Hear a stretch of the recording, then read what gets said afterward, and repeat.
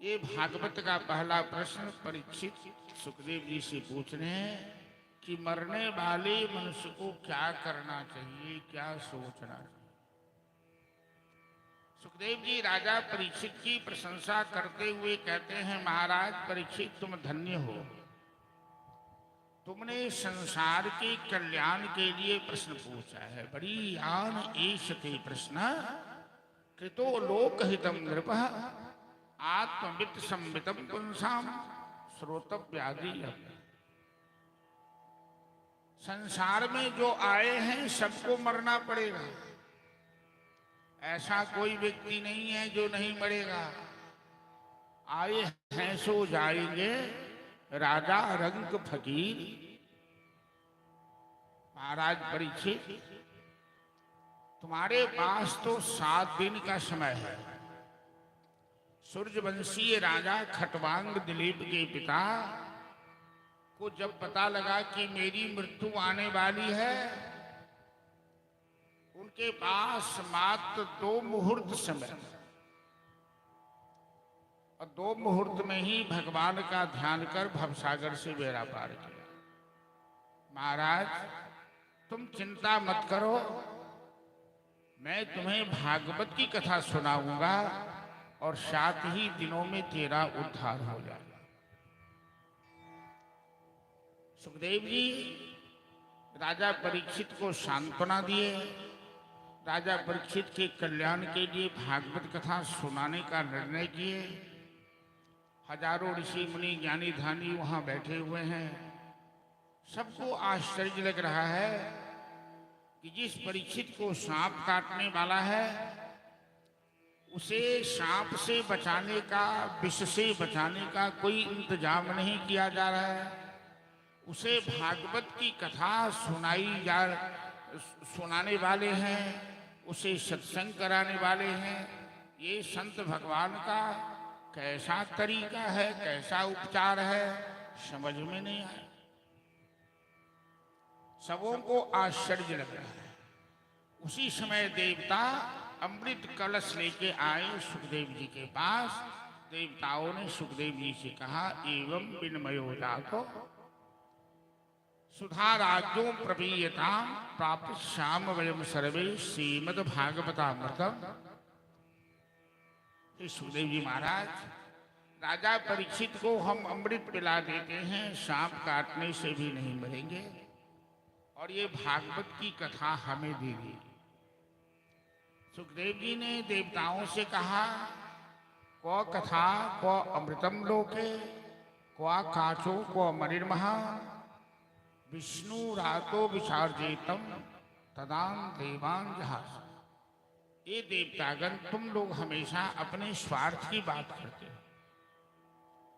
भागवत की तुलना अमृत से नहीं की जा सकती। अमृत लोगों को लंबा जीवन दे सकता है, लेकिन जन्म मरण के चक्कर से उसे मुक्त नहीं कर सकता। जन्म मरण के चक्कर से मुक्त करने की शक्ति भागवत कथा में ही है। राजा परीक्षित के जीवन में मृत्यु की चिंता नहीं है। ये अमृत पिला देंगे, राजा परीक्षित अमृत पीकर अमर हो जाएगा। राजा परीक्षित के जीवन में मृत्यु मंगलमय कैसे हो, इस बात की चिंता है, क्योंकि मृत्यु से कोई बच नहीं सकता। आज मृत्यु हो, 100 वर्ष बाद हो, 50 वर्ष बाद हो, 1000 वर्ष बाद हो, लेकिन जो जन्म लेगा इस धरती पर उसे मरना तो पड़ेगा ही। इसलिए मृत्यु डरने की चीज नहीं है। मृत्यु हमारी अच्छी कैसी है। कल आप लोगों से सुनाया था कि भीष्म पितामह ने भगवान से यही प्रार्थना की कि प्रभु मरते समय आपका स्मरण बना रहे, इतना तो करना स्वामी। जब प्राण तन से जाए तो गोविंद नाम लेकर ये प्राण तन से। यही परीक्षित भी कहना चाहते हैं सुखदेव जी से कि मरते समय यदि प्रभु का ध्यान बना रहे, प्रभु का स्मरण बना रहे, तो जीव नरक नहीं जाता, नरक नहीं जा सकता। और यही प्रयास जीवन में करना है कि बड़ी कृपा करके परमात्मा ने जो 84 लाख जोनियों में सबसे उत्तम मानव का शरीर दिया है, वह सार्थक कैसे पुनः इस संसार में नहीं आना पड़े, क्योंकि संसार में बार बार आना पुनरपि जन्म पुनरपि मरणम पुनरपि जननी जठरे से। जो बुद्धिमान पुरुष हैं वो भगवान से हमेशा यही प्रार्थना करते हैं कि हे प्रभु, बाके बिहारी मुझको देना सहारा, कहीं छूट जाए दामन तुम्हारा। बाके बिहारी मुझको देना सहारा, कहीं छूट जाए ना दामन तुम्हारा।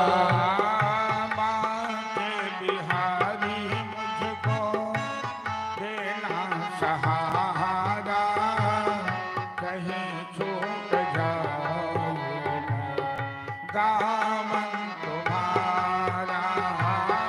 बाके बिहारी मुझको देना सहारा, कहीं छूट जाए ना दामन तुम्हारा।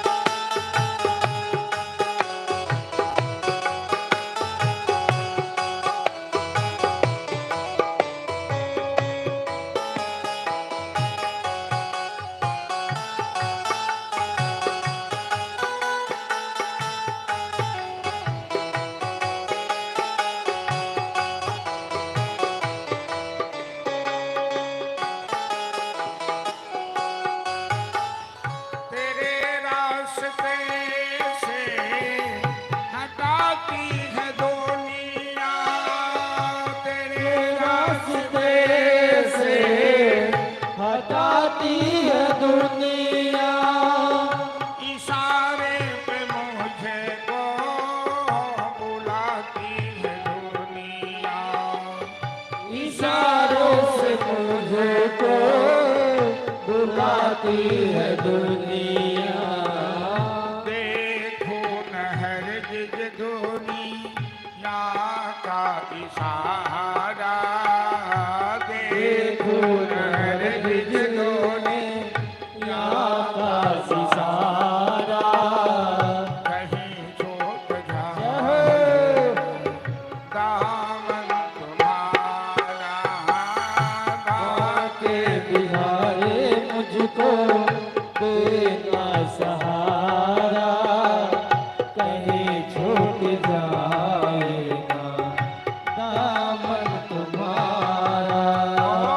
बड़ी भूल की जो दुनिया में आया, बड़ी भूल की जो दुनिया में आया, मूली भी खोया ब्याज भी कमाया, मूल भी खोया ब्याज भी कमाया। इस दुनिया में ना भेजना दोबारा, इस दुनिया में न भेजना दोबारा, कहीं छूट जाए दामन तुम्हारा। बिहारी मुझको देना सहारा, कहीं छूट जाएगा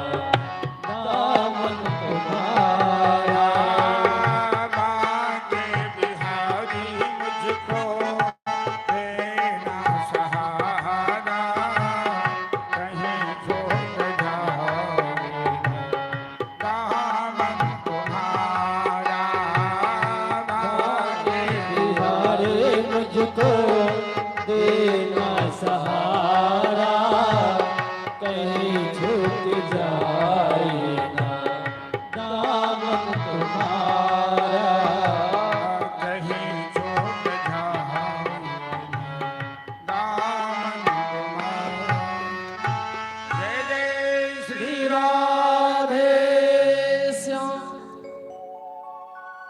हम लोग कभी भगवान से प्रार्थना करते हैं क्या कि दुनिया में दोबारा मत भेजना? हम लोगों को संसार में चाहे कितनी भी ठोकर लगे, लेकिन इसे दांत से कस के पकड़े हुए छोड़ना नहीं है। ये बंदर जैसा हाल है इंसान का। हम लोग बंदर जैसे हैं। जो बंदर को फंसाने वाला मदारी सब आता है, तो जहां बंदर रहता है वहां घड़ा डालता है। उस घड़ा में बस थोड़ा सा मुंह छोटा होता है, उसके अंदर चना डाल देता है, तो घड़ा के अंदर खाली हाथ जाता है और मुट्ठी बंधा हुआ हाथ बाहर नहीं आता है। बंदर चना के लोभ से घड़ा में हाथ डालता है, अब मुट्ठी में चना पकड़ता है, अब वो हाथ घड़ा से बाहर आता नहीं। बंदर को लगता है कि घड़ा के अंदर भूत बैठा हुआ है और मेरे हाथ को पकड़ लिया है, वो डर के मारे सरेंडर कर जाता है। जबकि घड़ा के अंदर न भूत है न कुछ है, वो बंदर खुद ही मुट्ठी बांध करके फंसा हुआ है। हम लोग कहते हैं कि दुनिया हमको छोड़ती नहीं है। अरे दुनिया तो लात मार मार कर ठोकर मारती है, लेकिन हम लोग ऐसे लतखोर हैं, ऐसे बेशर्म हैं कि दुनिया के ठोकर खाकर भी इस दुनिया में ही कीड़े मकोड़े की तरह लगे रहते हैं। तो परीक्षित ने यही प्रार्थना की। सुखदेव जी श्रीमद् भागवत कथा इसीलिए सुनाने जा रहे हैं, इस दुनिया में न भेजना दोबारा।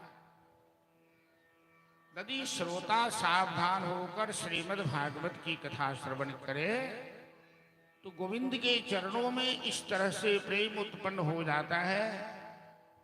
भागवत कथा के माध्यम से उसे संसार में दोबारा भगवान फिर कष्ट भोगने के लिए भेजते ही। अब सुखदेव जी उन ऋषि मुनियों के बीच राजा परीक्षित को भागवत कथा सुनाने लगे। तो सबसे पहले संत विदुर जी का चरित्र सुनाया। महाभारत में विदुर जी नाम के एक संत हुए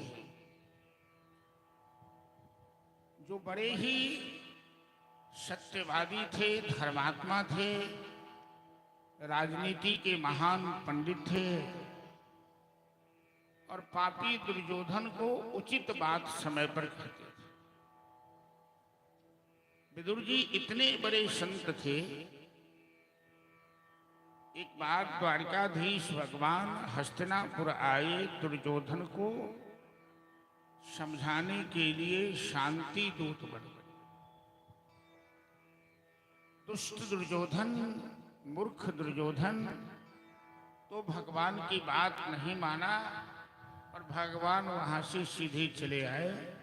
दुर्योधन ने भगवान के स्वागत के लिए 56 प्रकार के व्यंजन की व्यवस्था की। मेरे भगवान व्यंजन, भोग, राग, दुनिया का दिखावा पसंद नहीं करते। प्रेम से उन्हें यदि कोई चावल की भूजा खिला दे, सुदामा की तरह, सबरी की तरह जूठा बैर खिला दे और विदुर जी की तरह साग खिला दे, उन्हें पसंद आता है। लेकिन दुर्योधन जैसे पापी अहंकारी का 56 व्यंजन भगवान कभी स्वीकार नहीं करते। दुर्योधन के यहाँ भगवान ने एक गिलास पानी तक नहीं पिया। चले आए विदुर जी की कुटिया में। विदुर विदुरानी दोनों दरवाजा बंद करके कीर्तन कर रहे थे, क्योंकि विदुर जी ने 12 साल का 2 संकल्प लिया है। जब दुर्योधन ने विदुर जी को अपमानित करके अपनी सभा से निष्कासित किया, मंत्री पद से हटाया, तो विदुर जी ने भगवान को प्रणाम किया कि हे मेरे ठाकुर, हे मेरे गोपाल, तुम बड़े दयालु हो। हमें दुर्योधन ने अपमानित किया, इस बात से हमें प्रसन्नता है। हमें कोई कष्ट नहीं है कि मुझे अपमानित क्यों किया।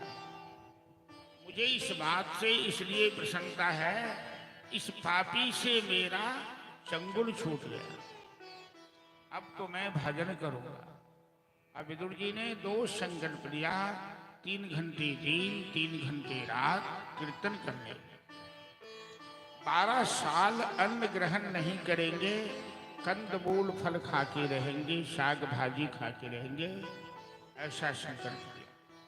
आज द्वारकाधीश बिना निमंत्रण के, बिना बुलाए विदुर के घर आए। विदुर विवरानी दरवाजा बंद करके कीर्तन करने में लगे।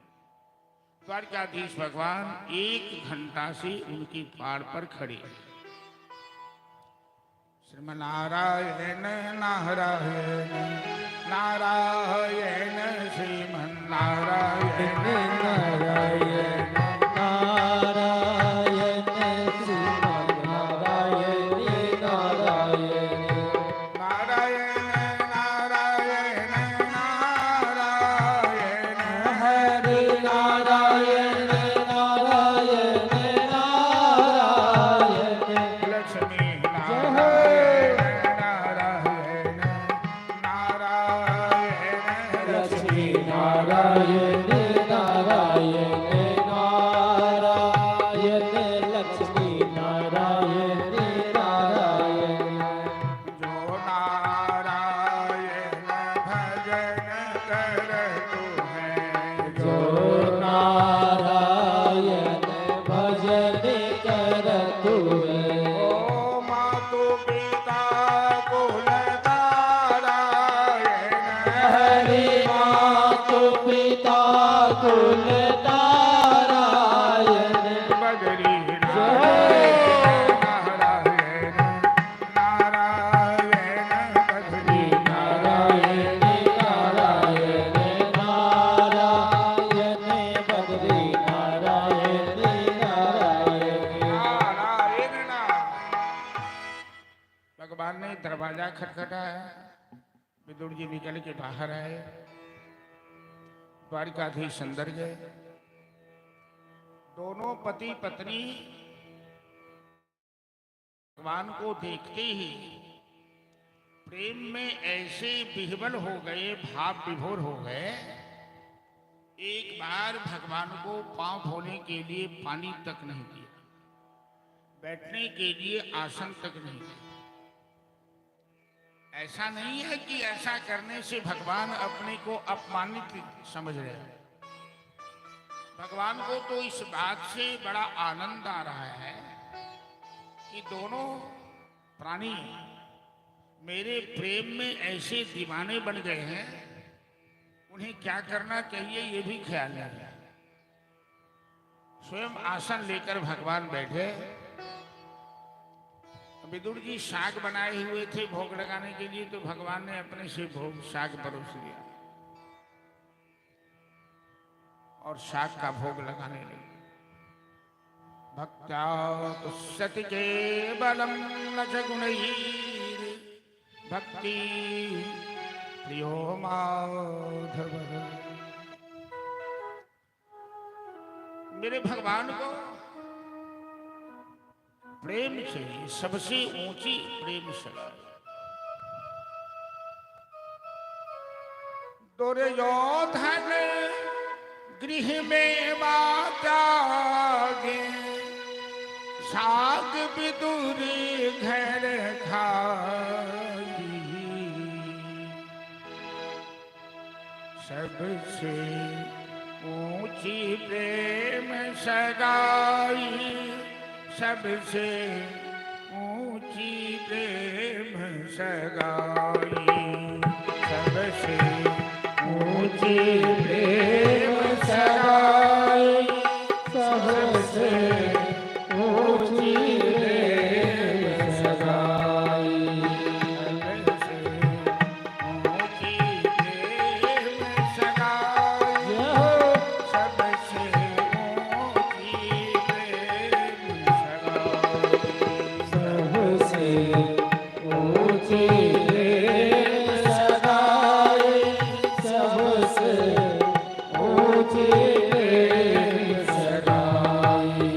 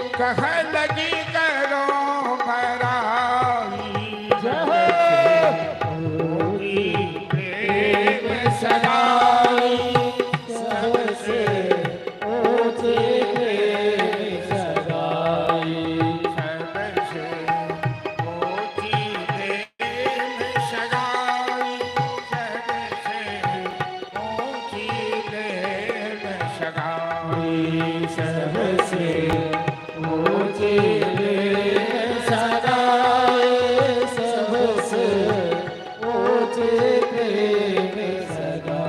जय जय श्री राधे श्याम। सुखदेव जी राजा परीक्षित को कथा सुनाते हुए दुनिया के लोगों से कहना चाहते हैं कि दुनिया तो बड़ी स्वार्थी है, कितना भी दुनिया के लिए त्याग कर दो और धोखा से गलती हो जाएगी तो लोग क्षमा नहीं करेगा। लेकिन इस महाकवि सूरदास जी ने कहा कि मेरे प्रभु का स्वभाव कैसा है कि सबरी का जूठा बैर भोग लगा। युधिष्ठिर के राजसु यज्ञ में जूठी पत्तल उठाया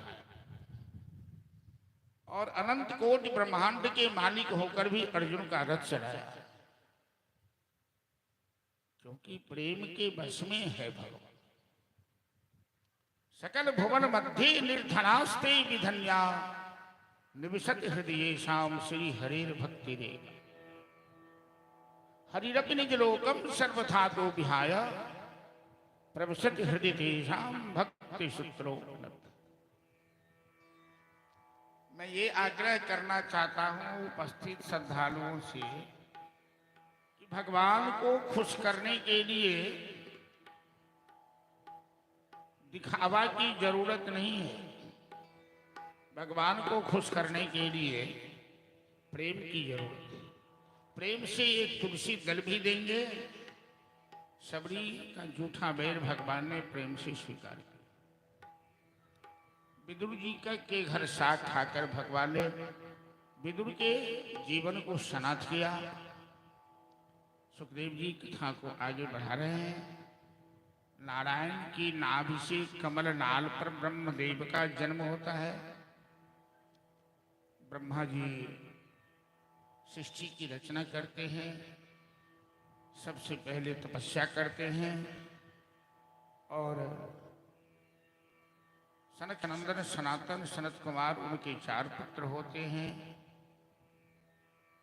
देवर्षि नारद उनके मानस पुत्र होते हैं।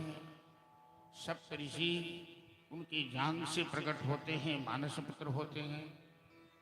दक्ष प्रजापति उनके अंगूठा से जन्म लेते हैं, वो मानस पुत्र कहलाते हैं। अब ब्रह्मा जी ने रुद्र सृष्टि, देव सृष्टि, ऋषि सृष्टि, प्रजापति की सृष्टि की रचना की। अब मनुष्य की रचना की। अपने दाहिने अंग से एक पुरुष को, बाएं अंग से एक स्त्री को। पुरुष का नाम था मनु, स्त्री का नाम था शत्रुपा। ब्रह्मा जी ने आदेश दिया दोनों को कि तुम पति पत्नी बनकर सृष्टि का विस्तार करो। उस समय पृथ्वी समुद्र में डुबा दिया था एक राक्षस ने, हिरण्याक्ष ने। मनु महाराज ने चिंता व्यक्त की और ब्रह्मा जी से निवेदन किया कि पितामह, बिना पृथ्वी के रचना कैसे हो सकती है। तो भगवान ब्रह्मा जी को चिंता हुई और भगवान ब्रह्मा जी की नाक से प्रकट होते हैं, बाराह के रूप में, सुगर के रूप में, और विशाल रूप धारण करते हैं। जलौ घुमगना सचरा चरा धरा विशान कोट्या अखिल विश्ववर्तिना समुद्धिता जैन बराह रूपिना समय स्वयंभुर भगवान प्रसिद्ध। तो ब्रह्मा जी की नाक से बाराह रूप धारण कर भगवान प्रकट हुए। बोल बाराह भगवान की जय। और हिरण्याक्ष का वध कर पृथ्वी को यथास्थान स्थापित किया। परीक्षित महाराज ने सुखदेव जी से पूछा, गुरुदेव ये दैत्य कौन था, ये राक्षस कौन था जिसने समुद्र में पृथ्वी को डुबो दिया था। सुखदेव जी कहते हैं कि ब्रह्मा के पुत्र सनकादिक मुनि एक बार वैकुंठ गए नारायण के दर्शन के लिए। तो नारायण के 2 द्वारपाल हैं, जय विजय, जो वैकुंठ में रहते हैं द्वारपाल बन। और उन्होंने सनकादिक मुनि को अंदर जाने से रोक दिया। 7वें फाटक के भीतर भगवान बैठे। 6 फाटक तो पार कर गए, 7वें फाटक पर जय विजय ने रोका। नारायण ने मना किया था कि आज कोई अंदर प्रवेश नहीं कर पाए। आदेश मांगते हुए जय विजय ने सनकादिक मुनियों को रोका। 3 बार रोका और सनकादिक मुनि आवेश में आकर जय विजय को शाप दे दिया। 3 जन्म राक्षस बन जाने का शाप दे दिया।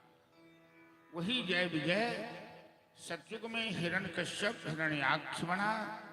हिरण्याक्ष का वध भगवान ने बाराह रूप से किया है। हिरण्यकश्यप का वध करेंगे नरसिंह रूप से प्रहलाद की रक्षा के लिए। त्रेता में रावण कुंभकर्ण बनेगा और द्वापर में दंत वक्र शिशुपाल बनेगा।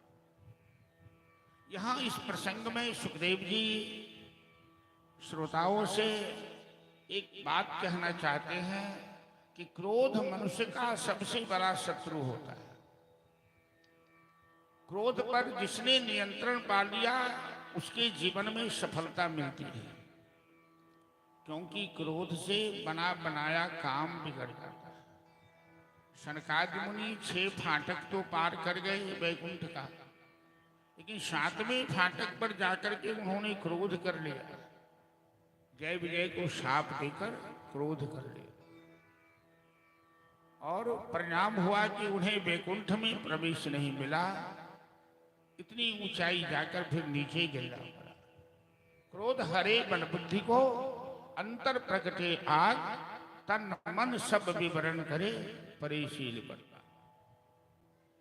तो सुखदेव जी ने से परीक्षित ने पूछा ये हिरण्याक्ष कौन था? तो सुखदेव जी ने बताया कि सनकादिक मुनि के शाप से जय विजय ही राक्षस बना। अब मनु महाराज को पृथ्वी मिली, उन्होंने रचना काम शुरू किया। मनु शत्रुपा पति पत्नी बनकर मैथुनी सृष्टि का आविष्कार किया। अब तक जो सृष्टि बन रही थी वो संकल्प से मानसिक सृष्टि, अब स्त्री पुरुष के योग से जो सृष्टि बनती है वो शुरू हुई। तो मनु की 3 पुत्रियां और 2 पुत्र हुए। देवहूति, आकुति, प्रसूति, ये 3 पुत्रियां हुई। उत्तानपाद और प्रियव्रत उनके 2 पुत्र हुए। परीक्षित महाराज ने सुखदेव जी से पूछा कि देवहूति के माता देवहूति के गर्भ से कपिल भगवान का जन्म होता है, हमें ये कथा सुनाई। कर्दम ऋषि के साथ मनु ने अपनी पुत्री देवहूति का विवाह किया। प्रसूति का दक्ष प्रजापति से, आकुति का रुचि प्रजापति से। और 15 साल तक देवहूति और कर्दम ऋषि एक साथ में एक आश्रम में रहे। 15 साल के बाद देवहूति के आग्रह पर कर्दम ऋषि ने एक दिव्य विमान का स्मरण किया। उस विमान पर चढ़कर तीनों लोक का भ्रमण किए। 100 साल तक पत्नी के साथ पत्नी को सांसारिक सुखों का भोग दिया और 9 कन्याओं को जन्म दिया माता देवहूति। फिर दोनों पति पत्नी मिलकर एक पुत्र प्राप्ति के लिए प्रयास किया। हमारे यहाँ 16 संस्कार बताए गए। मानव के जीवन में 16 संस्कार होता है। तो सबसे पहला संस्कार होता है गर्भाधान। पति पत्नी मिलकर जब संतान उत्पन्न करने की इच्छा करते हैं उसे गर्भाधान संस्कार कहते हैं। सबसे अंतिम संस्कार होता है श्राद्ध संस्कार। आज के युग में 2 ही संस्कार लोगों को याद है, ब्याह संस्कार या कि श्राद्ध संस्कार। श्राद्ध तो मजबूरी है जो होना है, और ब्याह सबको याद रहता है। हम देखें हमारे गांव में 70 साल के लोगों ने अपना मैरिज डे मनाया है, बहुत बड़ा भोज किया है, जबकि उनके पोते पोती की शादी भी हो गई है। लेकिन वो आदमी जब किसी धर्म काम में सहायता मांगी है तो घर में छिप जाते हैं, बाहर नहीं निकलते, जबकि पैसे की कोई कमी नहीं, अभाव नहीं है। लेकिन 70 साल की उम्र में उन्हें मैरिज डे मनाने में अच्छा लगता है। मैंने कहा अच्छी बात है, अब तैयारी रही है श्राद्ध डे मनाने के लिए, अब समय आ रहा है, तब याद कीजिएगा कि दुनिया क्या है, ये जीवन क्या है। तो कर्दम ऋषि और माता देवहूति दोनों सुंदर संतान पाने के लिए मैंने गर्भाधान संस्कार की चर्चा इसलिए की है कि संतान उत्पन्न करने से पहले संस्कार का ख्याल किया। यदि अच्छी संतान चाहते हैं, संस्कारी पुत्र चाहते हैं, तो उचित मुहूर्त में गर्भाधान हो। कर्दम देवहूति बड़े ज्ञानी थे, दोनों ने तपस्या की, ब्रह्मचर्य का पालन किया और उनकी तपस्या से नारायण प्रसन्न हुए। नारायण ने कहा वरदान मांगो, तो कर्दम ऋषि कहते हैं कि आप जैसा पुत्र हो जाता तो मेरा हो भाग्य। तो नारायण कहते हैं मेरे जैसा तो मैं ही हूं, मेरे जैसा कोई दूसरा नहीं हो सकता, तो मैं ही तुम्हारा पुत्र बन के आ रहा हूं। उनकी तपस्या से प्रसन्न होकर स्वयं नारायण माता देवहूति के गर्भ में आए और कपिल के रूप में जन्म हुआ। माता देवहूति ने स्वयं नारायण को कपिल के रूप में जन्म दिया। बोल कपिल भगवान की जय। जो पिता चालाक होता है, जो ज्ञानी है, पुत्र होने के बाद अपनी पत्नी को छोड़ देता है। क्यों छोड़ता है मालूम है? कि पुत्र पैदा होते ही पत्नी को छीन लेता है बाप से, पिता से, क्योंकि पत्नी का प्रेम अपने पति से हटकर अपने पुत्र में चला जाता है। नहीं पूरा तो आधा तो चला ही जाता है। तो बेटा जन्म लिया, पत्नी को छीन लेता है। तो कर्दम ऋषि ने पहले ही पत्नी को छोड़ दिया, कहा रहो तुम माँ बेटी रहो, अब मैं चला तपस्या कर। कपिल जी माँ देवहूति के साथ रहने लगे। जब कपिल जी बड़े हुए तो माता देवहूति ने देखा कि मेरा पुत्र तो बड़ा ज्ञानी है, जरा यदि इसके साथ बैठकर सत्संग करूं तो जीवन धन्य हो जाएगा।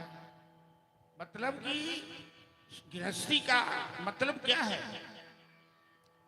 केवल पशु की तरह सुगर कुत्ते बिल्ली की तरह बाल बच्चे पैदा करना नहीं है।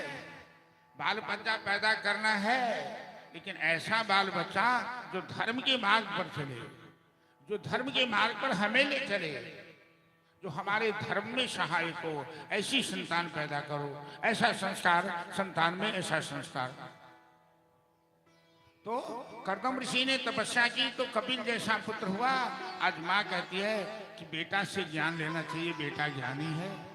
बेटा ज्ञानी हो तो माँ बाप को ज्ञान देता है, माँ बाप को सत्संग कराता है, माँ बाप को सही रास्ते पे ले जाता है यदि संतान योग्य होता है। तो माता देवहूति ने अपने पुत्र से पूछा, बेटा कपिल, मैं तेरे साथ सत्संग करने आई हूं। कपिल जी कहते हैं माँ ये मेरे लिए अहोभाग्य है, कहो मैं क्या सेवा करूं। बेटा तेरे पिताजी के साथ मैंने 100 साल तक संसार के विषयों का भोग किया, विमान पर बैठकर तीनों लोक में भ्रमण किया। 100 साल तक सांसारिक विषयों का भोग करने के बाद भी हमें संसार से विरक्ति नहीं हुई, ये आसक्ति ममता मोह नहीं गई। अर्थात संसार से आसक्ति कभी नहीं जा सकती, ये ममता मोह कभी नहीं जा सकता। जब तक आप परमात्मा से लगाव नहीं करोगे, विषयासक्ति का त्याग नहीं करोगे, तो भोगा न भुक्तः वयमेव भुक्तः, तृष्णा न जीर्णा मयमेव जीर्णा। तो कपिल जी कहते हैं मान जातु कामः काम्यानाम उपभोगेन शाम्यति हविषा कृष्ण वर्तमैव भूयमेवाभिवर्धते। माँ ने क्या कहा, बेटा 100 साल तक संसार के विषयों का भोग किया फिर भी आसक्ति नहीं गई। तो बेटा क्या कहता है, माँ अग्नि की ज्वाला कहीं घी की आहुति से शांत होती है क्या? अग्नि तभी शांत होगी जब अग्नि में ईंधन डालना बंद कर दो। जब तक विषय का भोग करते रहोगे कभी इच्छा का अंत नहीं होगा। जब तक अपने मन को गोविंद के चरणों में समर्पित नहीं करोगी, आयुर्गच्छति पश्यताम प्रतिदिनम जाति जन्म यौवनम। मां देखते देखते आयु बीतती जा रही है। प्रत्यायाति पुनर्गता न दिवसा कालो जगद भक्षकः। जो समय बीत गया वापस नहीं आता है। इस संसार की संपदाएं बिजली के समान चंचल है। लक्ष्मी तो ये तरंग भंग चपला विद्युत चलम जीवन तस्मान माम शरणागतम शरणद तुम रक्ष रक्षाधु। इसलिए जावत स्वस्थमिदं कलेवर गृहं जावत तदोरे जावत चंद्रिय शक्ति अप्रतिहतः जावत क्षयो न। जब तक शरीर स्वस्थ है तब तक जो करना है कर लो। बुढ़ापा अपने आप में रोग है। हमारे जैसे बुढ़े जितने भी हों इसमें सबसे पूछ लीजिए और हमसे भी पूछिए कि बुढ़ापा में क्या होता है। आप चाहकर भी नहीं चल सकते, नहीं कर सकते। मन में इच्छा होगी लेकिन मन महसूस कर रहना पड़ेगा। जब शरीर जवाब दे देता है तो मनुष्य कुछ नहीं कर सकता। अब मेरी इच्छा है कि किसी तीर्थ में जाऊं, बहुत सारा तीर्थ बाकी है, लेकिन शरीर से लाचार होने के कारण मैं नहीं जा रहा हूं।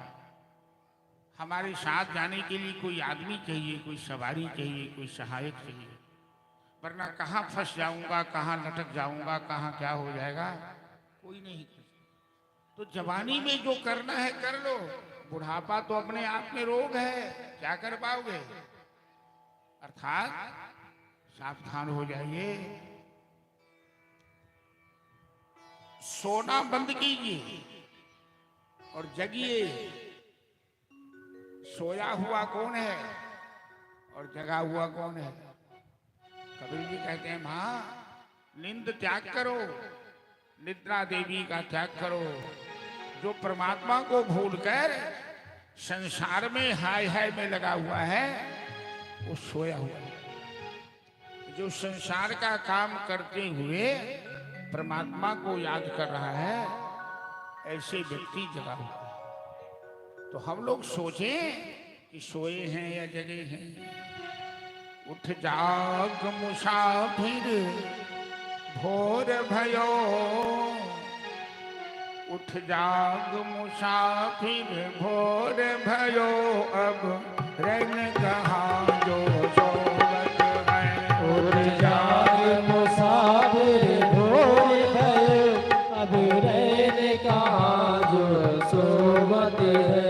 उठ जाग मुसाफिर भोर भयो, अब रैन कहाँ जो सोवत है।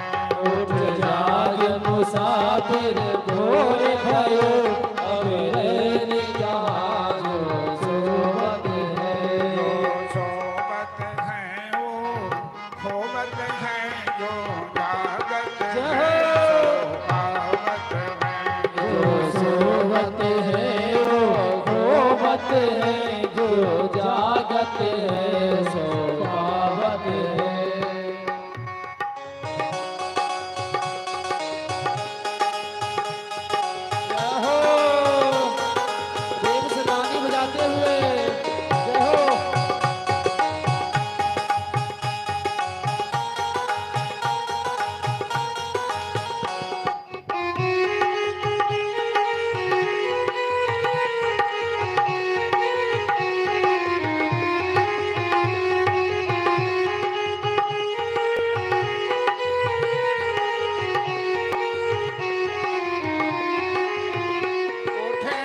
नींद से अखिया खोल जरा, अपने प्रभु का तू ध्यान लगा।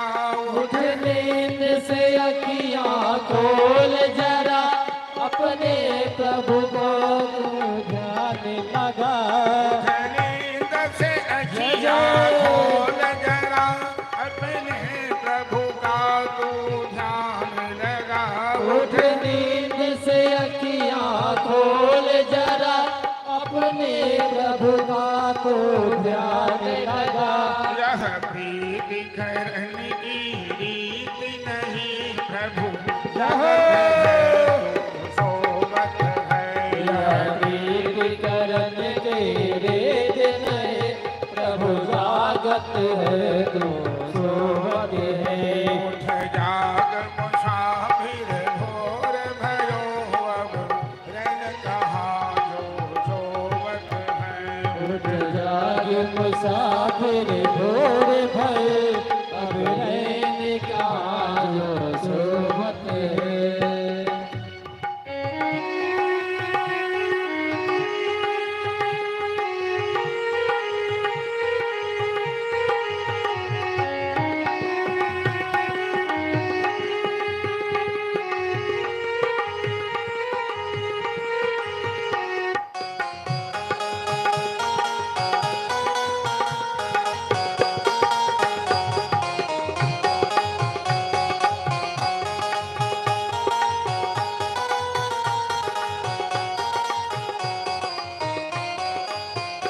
जो कल करना है आज करो, जो आज करना है अब कर लो। जो कल करना है आज करो, जो आज करना है अब कर लो। जो कल करना है आज करो, जो आज करना है अब कर लो। जो कल करना है आज करो, जो आज करना है अब कर लो। जब चिड़ियों ने सब खेत चुगी, फिर पछताए क्या होमत है। जब चिड़ियों ने सब खेत चुगे, तब पछताए क्या होवत है। उठ जाग मुसाफिर भोर भयो, अब रैन कहाँ जो सोवत है। उठ जाग मुसाफिर भोर भयो, अब रैन कहाँ जो सोवत है। जो सोवत है वो खोवत है, जो जागत है सो पावत है। जो सोवत है वो खोवत है, जो जागत है सो पावत है। जय श्री राम जय श्याम। भागवत की कथा सोए हुए लोगों को जगाने का काम करती है। हम सब सोए हुए जीव हैं जो भगवान को भूलकर संसार में ममता आसक्ति बना रखे। कपिल मुनि माता देवहूति से कहते हैं, माँ जितना जल्द भगवान की शरणागति हो जाना है हो जाओ, क्योंकि इस शरीर का और इस संसार का कोई ठिकाना नहीं। देहे स्थिमांश रुद्रे की मताम तजत्व, जाया सुता दिशु सदा ममताम विमुंच। पश्यानिशम जगदिदम क्षणभंगु निष्ठा, वैराग्य राग रसिको भव भक्ति निष्ठ। कपिल जी के उपदेश से माता देवहूति के जीवन में वैराग्य आया, वो तपस्या करने चले गए। इस तरह सुखदेव जी राजा परीक्षित को देवहूति करदम कपिल की कथा सुना।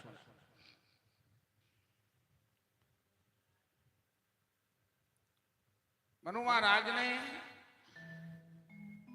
अपनी सबसे छोटी पुत्री का विवाह दक्ष प्रजापति के साथ किया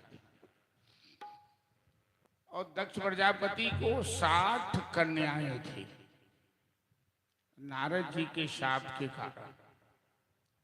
सबसे छोटी कन्या का नाम था माता सती दाक्षायणी भगवती साक्षात महाकाली।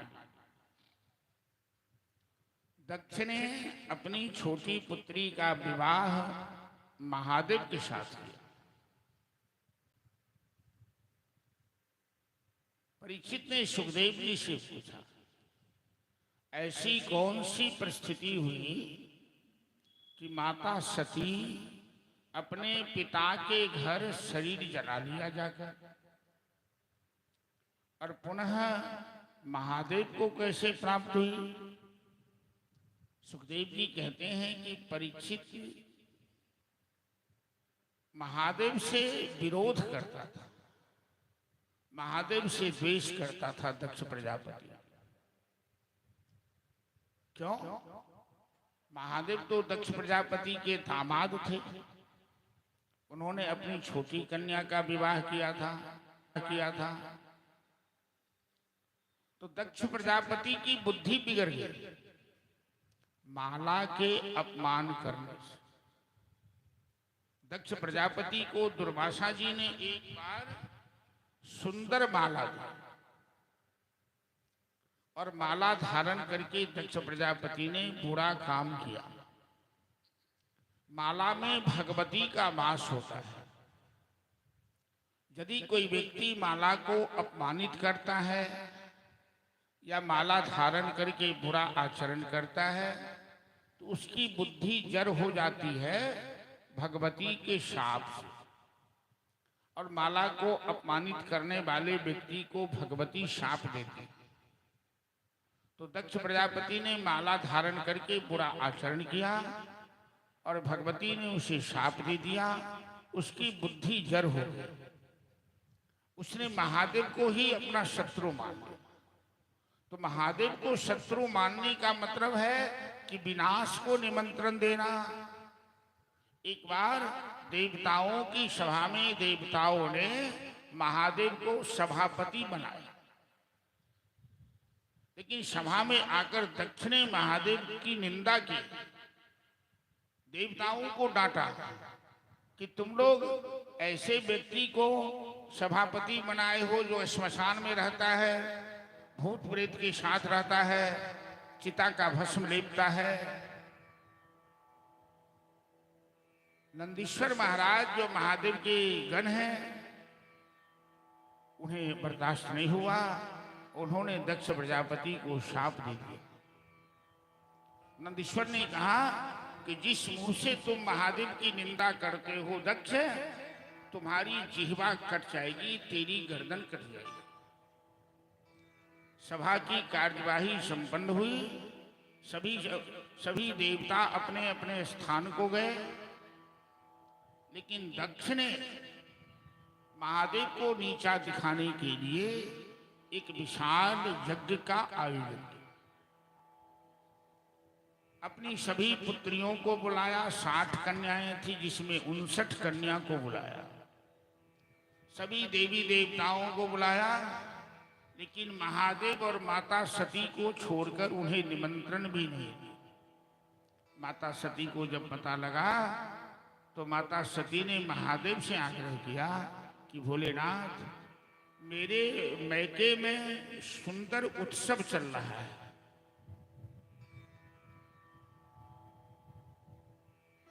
तो हम लोगों को वहां जाना चाहिए, वहां चलना चाहिए।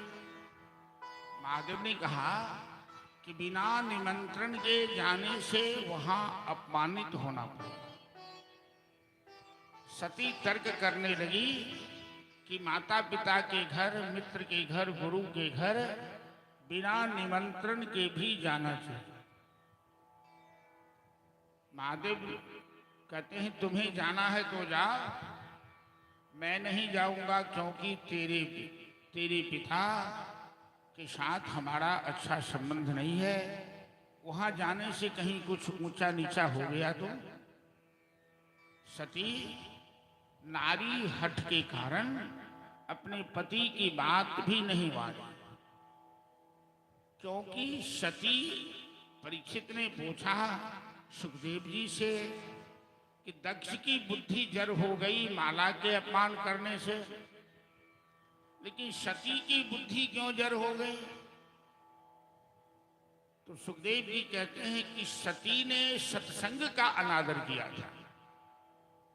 अगस्त्य ऋषि के आश्रम में जब राम कथा चल रही थी तो महादेव बैठकर शांति से राम कथा श्रवण किए और माता सती भी उनके साथ थी।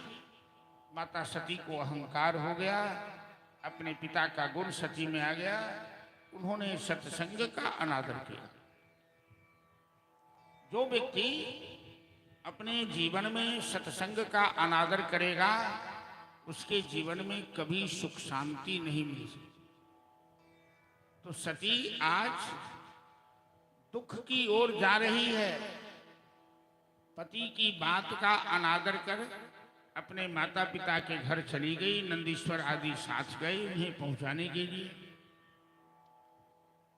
जितनी भी बहन पहले से वहां उपस्थित थी सभी सती के ऊपर व्यंग्य करने लगी, मजाक करने लगी, चिढ़ाने लगी। आपस में बातें करते हुए कहने लगी, देखो तो पिताजी ने इसे निमंत्रण भी नहीं दिया, ये कैसी निर्लज्ज है, कैसे आ गई है। किसी बहन ने सती को आदर नहीं किया, हालचाल नहीं पूछा, और माता ने केवल गले से लगाया। सती जब यज्ञशाला में गई तो अपने पिताजी को प्रणाम किया, लेकिन पिताजी मुंह घुमा लिया। पिताजी ने एक बार पूछा नहीं कि तुम कैसे हो, कैसे आई हो। सती इस दुख को भी झेल गई। बहन ने अपमान किया, पिता ने अपमान किया, सब दुख झेल गई। लेकिन जब सती ने यज्ञशाला में महादेव का स्थान नहीं देखा, जबकि नियम है हमारे शास्त्रों में कि बिना महादेव की पूजा किए कोई यज्ञ संपन्न नहीं हो सकता, लेकिन अहंकारी दक्ष प्रजापति महादेव को नीचा दिखाने के लिए यज्ञ किया था। और जब महादेव जो यज्ञ पुरुष जगदीश हैं उन्हें ही नीचा दिखाने के लिए यज्ञ किया जाए, वो यज्ञ कभी संपन्न हो सकता है क्या? सती ने जब महादेव का स्थान नहीं देखा, दक्ष प्रजापति से पूछा, पिताजी आपने मेरे पति का स्थान इस यज्ञ में क्यों नहीं दिया है? तो दक्ष प्रजापति ऐसे खड़े खोटे सुनाने लगी सती को। इस सती को बर्दाश्त नहीं हुआ। सती अपने शरीर से योगानल प्रकट किया, अग्नि पैदा किया, और उसी अग्नि में सती जल गई, अपने शरीर को जला। परीक्षित ने सुखदेव जी से पूछा था कि सती ने अपना शरीर क्यों जला लिया? अब नंदीश्वर इत्यादि यज्ञ विध्वंस करने लगे और नारद जी सीधे कैलाश चले आए महादेव को सूचना देने के लिए। नारद जी ने देखा कि महादेव तो आंखें मूंद कर राम राम जपने में मस्त है।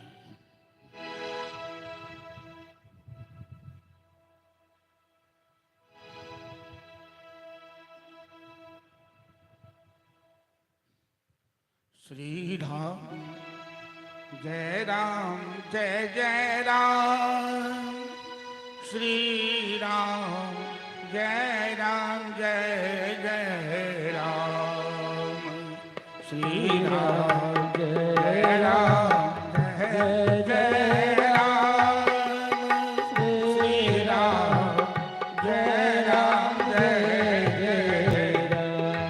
हमें श्री राम जय जय राम,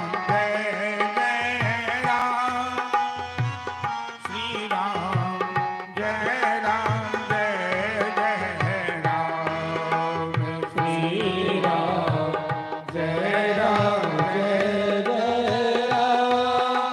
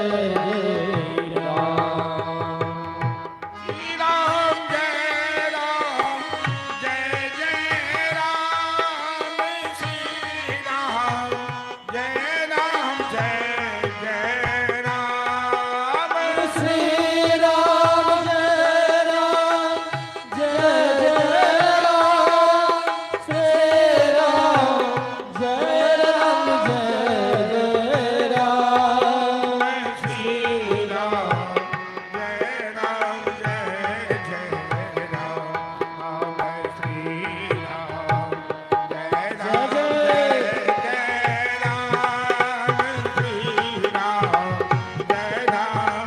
जय जय राम श्री राम जय राम जय जय राम श्री राम जय राम जय जय राम श्री राम जय राम जय जय राम श्री राम जय राम जय जय राम श्री राम जय राम जय जय राम श्री राम जय राम जय जय राम बोल श्याम रामचंद्र चंद्र की जय।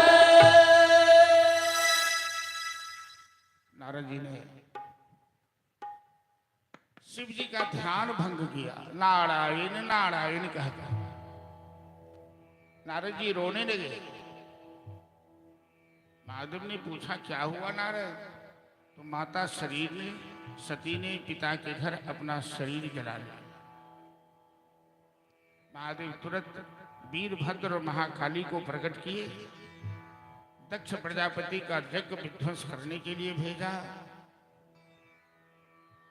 और वीरभद्र महाराज केवल यज्ञ ही विध्वंस नहीं किया, सारे देवताओं को दंडित किया। और दक्ष प्रजापति जो यजमान स्वरूप हैं अहंकारी, उनके मस्तक काटकर उसे हवन कुंड में डाला। सभी देवता महादेव की प्रार्थना करने लगे।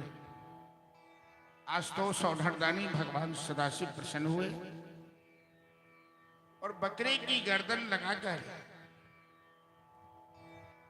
दक्ष प्रजापति को पुनर्जीवन दान दिया। वो यज्ञ संपन्न हुआ। वही माता सती पुनः पर्वतराज हिमालय के घर मेनका के गर्भ से पार्वती के रूप में अवतार लिया। जब पार्वती की 5 वर्ष की अवस्था थी तो नारद जी ने हस्तरेख देखा और उन्हें तपस्या के लिए प्रेरित किया, क्योंकि पार्वती जी को ये बात याद है कि मैंने जो गलती की, महादेव का अपमान किया और महादेव ने हमें त्याग दिया, तो अब महादेव को प्रसन्न करने के लिए, उन्हें मनाने के लिए हमें दूसरा जन्म तो लेना पड़ा। लेकिन दूसरा जन्म लेने के बाद भी हमें तपस्या करनी होगी। और नारद जी ने गुरु बनकर पार्वती को उपदेश किया और गौरगिरी पर्वत पर जाकर पार्वती ने 3000 वर्ष तपस्या की, केवल बेलपत्र चिबाकर। आज बड़ा ही सुंदर संयोग है। इस वर्ष के सावन का अंतिम सोमवार है और सोमवारी लोग 16 सोमवारी व्रत करते हैं अपनी मनोकामना पूरी करने के लिए। और माता पार्वती ने महादेव को प्रसन्न करने के लिए सोमवारी व्रत किया था। आज 3000 वर्ष तपस्या की, पंचाक्षरी मंत्र का जाप किया, ओम नमः शिवाय का जाप। आजकल तो हमारे देश में बड़ी विडंबना चल रही है। एक शिव पुराण के कथाकार हुए हैं जो अभी छाए हुए हैं भारतवर्ष में, प्रदीप जी महाराज।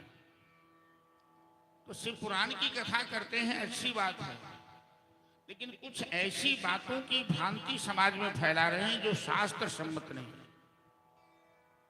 आज एक जगह एक यजमान हमसे प्रश्न किया, पहले वो ओम नमः शिवाय का जाप करते थे। प्रदीप जी महाराज ने कहा ओम नमः शिवाय तुभ्यम, वो प्रचार करते हैं कि ये मंत्र जाप करना चाहिए।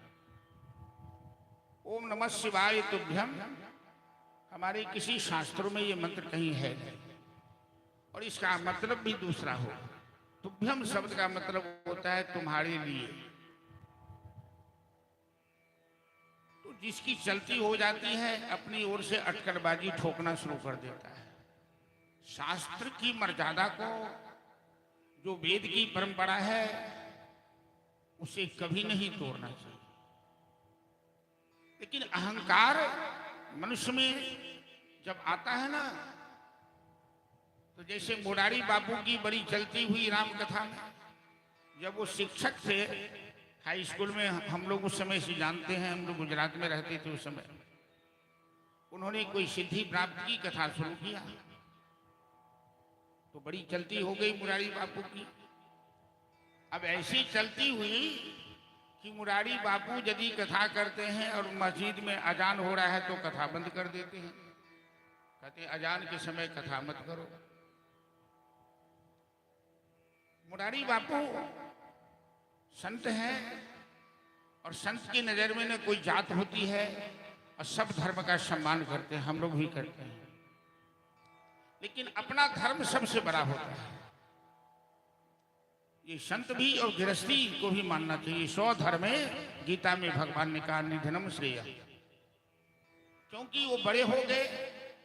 अब वो दिन को रात कहेंगे तो लोग कहेंगे हाँ हाँ रात है, क्योंकि भारतवर्ष भरिया दशान है, यहाँ लोग आगे पीछे सोचता नहीं है।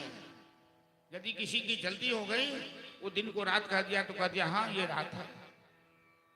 मतलब शास्त्र के विरुद्ध कभी बात व्यास मन से नहीं कहना चाहिए। जितना आपको ज्ञान है उतना कहिए, वरना चुप हो जाइए। ओम नमः शिवाय ये पंचाक्षरी मंत्र वेद का मंत्र है। ओम नमः शिवाय तुभ्यम ये कहीं किसी शास्त्र में न देखा है, और आजकल लोग अब नमः शिवाय पंचाक्षरी छोड़कर ओम नमः शिवाय तुभ्यम ये कई अक्षर का मंत्र हो गया पता नहीं, तो ऐसा चलने हैं। तो मैं ये कहना चाहता हूं कि माता पार्वती ने शिव पंचाक्षरी मंत्र के जाप करके ही महादेव को प्राप्त किया। बड़े बड़े ऋषि मुनि शिव पंचाक्षरी मंत्र का जाप ही किया। ओम नमः शिवाय यही शिव पंचाक्षरी मंत्र है, और हम लोग इस लीक से हटे नहीं, चाहे दुनिया के लोग चाहे जो भी कुछ कहते हैं। इसी बीच में तारकासुर नाम का राक्षस, और तारकासुर बजरंग नाम के राक्षस का पुत्र था, जिसने तपस्या करके ब्रह्मा जी से वरदान प्राप्त किया कि महादेव का पुत्र छोड़कर हमें कोई युद्ध में पराजित न करे। तारकासुर ये जानता था कि महादेव की गृहस्थी नहीं है, पत्नी नहीं है, तो पुत्र कहां से आएगा। न महादेव को पत्नी है, न पुत्र होगा, न हमें कोई मार पाएगा। और अहंकार में तारकासुर तीनों लोक में आतंक फैला दिया।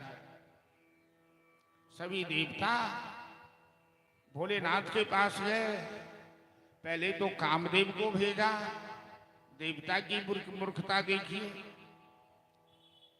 भगवान शिव महाकाल है। महाकाल उसे कहते हैं जो काल को अपने गले में लटका के रखता है। भगवान शिव के गले में क्या है?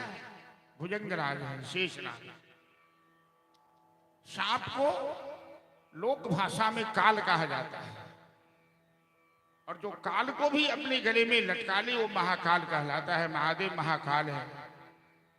और महाकाल को की तपस्या भंग करने के लिए देवताओं ने कामदेव को भेजा।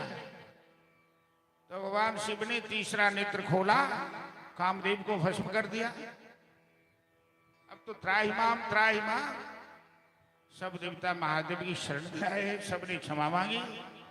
महादेव ने कहा अरे बोलो काम क्या है? तुम देवता बड़े स्वार्थी होते हो, तुम अपना काम बनाने के लिए कामदेव को भेजा मेरी तपस्या भंग करने के लिए। कामदेव की इतनी हिम्मत की मेरी तपस्या भंग कर दे। तो देवताओं ने क्षमा मांगी।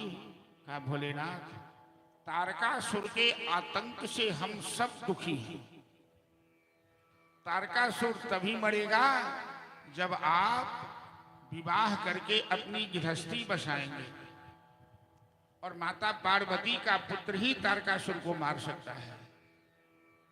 और इस समय माता पार्वती 3000 वर्षों से तपस्या कर रही है आपको पति रूप में पाने के लिए। भोलेनाथ, हम लोग जानते हैं कि जब आप कामदेव को भी भस्म कर सकते हैं तो आपके मन में विवाह की कोई इच्छा नहीं है, संसार की कोई इच्छा नहीं है, लेकिन परोपकार के लिए आप विवाह कीजिए, हमारा उपकार कीजिए, हमारा कल्याण कीजिए। भोलेनाथ, हम सब आपकी शरण में हैं।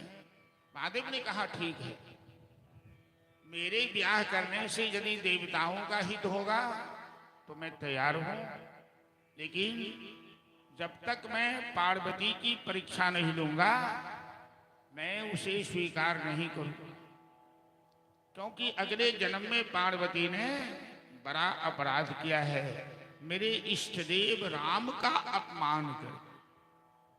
तो महादेव ने पार्वती की परीक्षा लेने के लिए सप्त ऋषियों को भेजा और महादेव के आदेशानुसार सप्त ऋषि पार्वती के सामने जाकर महादेव की निंदा करना शुरू कहने लगे, देवी इस निर्जन वन में बेलपत्र चिबाकर तुम 3000 वर्षों से तपस्या कर रही हो महादेव को पति रूप में पाने के लिए। अरे कोई भी कन्या उचित घर पर चाहती है, महादेव के पास तो ऐसी कोई खासियत नहीं है, न उनका खानदान है, न उनका कोई गोत्र है, न उनकी कोई जात है, न घर है, न द्वार है, श्मशान में रहते हैं, भंग खाकर बौड़ाए रहते हैं। ऐसे दुल्हा पाने से तेरे जीवन में कौन सा सुख मिलेगा? आहे आघे गौरी कौन गुण मां शिव तोरा मन मां भावल रे आहे गौरी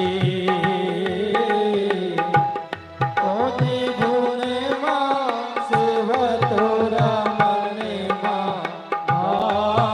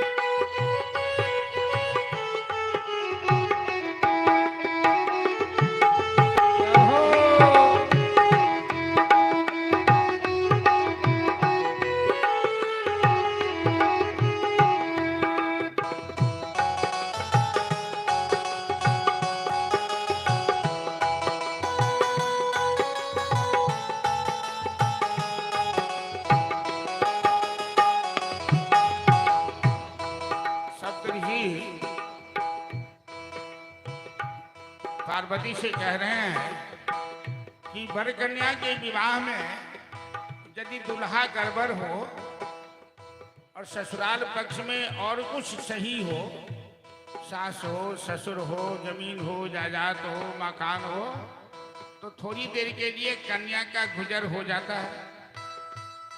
यहाँ तो भोला बाबा अलबत्ते आ देहो पर कपड़ो न लगती। भोला बाबा एहन अलबत्त छथिन जिनका कोनो चीज नहीं ठेकाना। सासो ने ननद घर रहब तू के गराबर। सासु ने ननद घर रहब तू ककरा पर। किया है गौरी बने बने जोगिया अलग जगा गई रे। किया हे गौरी बने बने जोगिया अलग जगा भैरी की। किया है गौरी कोने गुने माँ शिव तोरा मन माँ गई रे। किया हे गौरी कोने गुने माँ शिव तोरा मन भावे रे। हर हर महादेव। पार्वती जी कहती हैं यही सब ऋषि। मैं ये नहीं जानती हूं कि महादेव सुंदर है या खड़ा है। मैं ये भी नहीं जानती हूं कि महादेव हमसे प्रेम करते हैं या नहीं करते। असुंदरः सुंदर शेखरो गुणैर्विहीनो गुणिनाम करो। मैं तो ये जानती हूं कि जन्म कोटि लग रग भी हमारी बरों शंभु न तो रहो खुमारी। हमें करोड़ों जन्म लेना पड़े स्वीकार है। मेरे पति तो महादेव ही हो सकते, क्योंकि शिव पार्वती अलग नहीं है। कहीं भी महादेव की अकेले पूजा नहीं होती है। आप गौर कीजिए, जब भी महादेव की पूजा होती है तो सांब सदा शिव कह के, अम्बा मतलब माता हो, क्योंकि महादेव पार्वती अर्धनारीश्वर है। एक तत्व के दो रूप। राधा कृष्ण अलग नहीं है, सीता और राम अलग नहीं है। दुनिया को दिखाने के लिए अलग दिखाई दे रहे हैं। राम मंत्रे स्थितो सीता, सीता मंत्रे रघुत्तम। सब ऋषि ने पार्वती को प्रणाम किया, कहा माता जी क्षमा कीजिएगा, हम तो भोलेनाथ के आदेश से आपकी परीक्षा ले रहे थे। आपकी तपस्या पूरी हो गई, अब आप अपने घर जाइए और हम लोग बाराती लेकर आ रहे हैं हिमाचल प्रदेश, क्योंकि पर्वतों के राजा हैं हिमालय। और हिमाचल प्रदेश पार्वती का नहिरा है, जहाँ उनके विवाह की तैयारी विश्वकर्मा के द्वारा मंडप का निर्माण किया जा रहा है। इधर सभी देवता महादेव का श्रृंगार कर रहे हैं, दुल्हा रूप में सजा रहे हैं। सभी देवता महादेव के विवाह में बारात बन के चले हैं। ब्रह्मा, विष्णु, इंद्र, वरुण, कुबेर, दिगंबर। लेकिन महादेव के अपने परिवार जितने हैं, मालूम है कि महादेव का परिवार क्या है? भूत, प्रेत, डाकनी, शाकनी, पिशाचनी, हैजा, कैंसर, अधसर, जितनी बीमारियां हैं वो सब महादेव का अपना परिवार।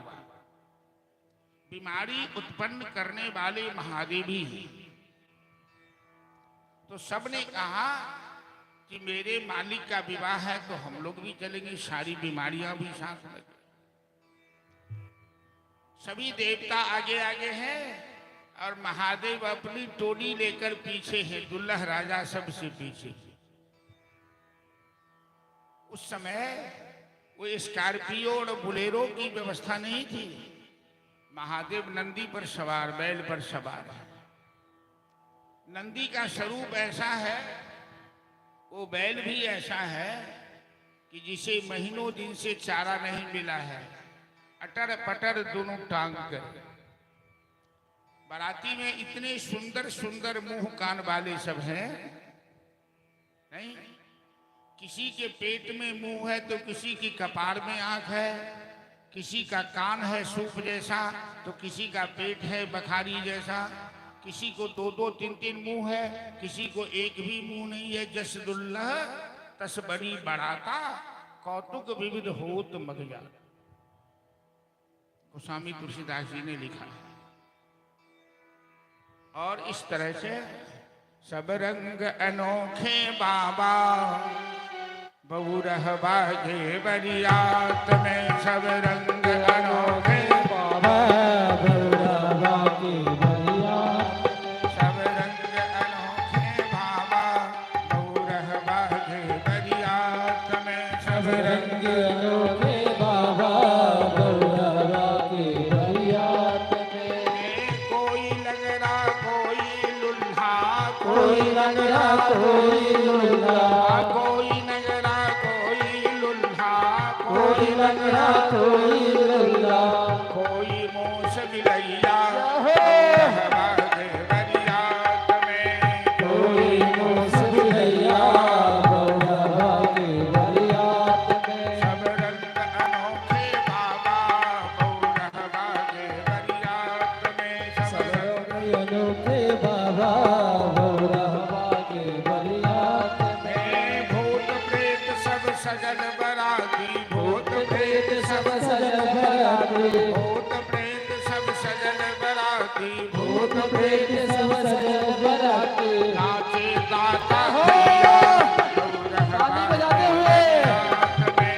नाचे गाता भैया बहुरह बाजे बरियात में। सब रंग अनोखे बाबा, बहुरह बाजे बरियात में। सब रंग अनोखे बाबा बहुरह बाजे बरियात में। अब तो हिमाचल प्रदेश में शोर मच गया, हाहाकार मच गया।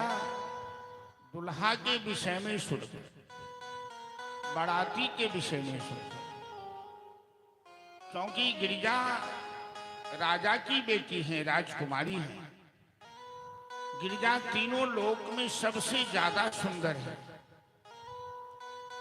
और हर माँ बाप की इच्छा होती है कि मेरे होने वाले दामाद अच्छे हों, सुंदर कपड़ा पहने, सुंदर देखने में लगे। मैथिली भाषा में जो कहल जाए, बुर्बको लड़का जे बियाह कर जाए छे तो कनी सैलून में जाकर बाल छटा ले छे, कनी चानन तिलक कऽ ले छे। अपना पास जब बढ़िया कपड़ा नहीं हो रहल तो दूसरों से मांग के पहिर ले छे। तो महादेव केहन दुल्हा छथिन से कहो। आइए जे मुर्दा जरलैया ओई चिता के भस्म लगेने छथिन और पूरा देह में सांपे के श्रृंगार, सांप के मऊ, सांप के गला में का, सांप के बाजूबंद, सांप के कंगन, सांप के डराडोर, सांप के पैजनिया, हाथ में त्रिशूल, डमरू, वो विशाल जटा, अघोर घोड़े भर। महादेव के नाम छन अघोर। मैना जे महादेव के होवा वाला शाश्वती से कपाड़ पीट लगलखिन। बाप रे बाप, यही बर लेल गौरी तप के लेनी, बेलक पात चिबा।